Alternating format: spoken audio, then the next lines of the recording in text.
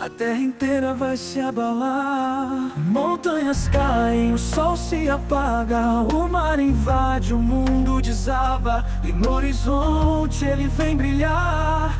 Cristo retorna para reinar. Quando o fim chega, quem não se salvar vai clamar, vai chorar, mas não vai escapar. Fogo no céu, caos na terra, o último dia, a última guerra.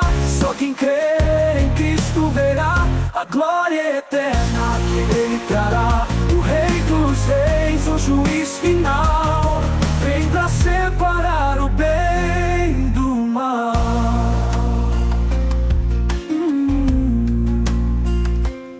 Haverá gritos de desespero, procurando abrigo, mas não haverá, pois os que negaram sua verdade agora enfrentam a realidade. As trevas cobrem e a terra em chamas, o tempo se esgota, o juízo proclama, mas os que creram vão se alegrar, na sua glória vão descansar.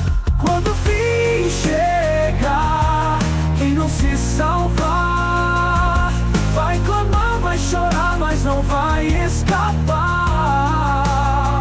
Fogo no céu, caos na terra, o último dia, a última guerra.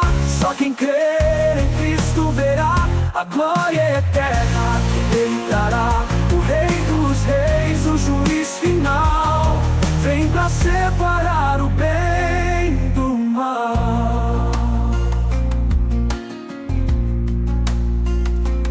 E então todo joelho se dobrará e toda língua o confessará. Ele vem com poder e glória pra cumprir o fim da história.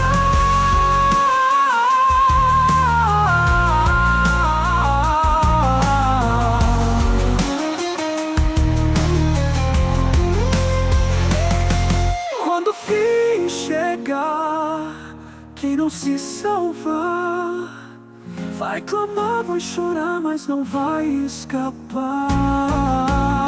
Fogo no céu, caos na terra, o último dia, a última guerra. Só quem crê em Cristo verá a glória eterna que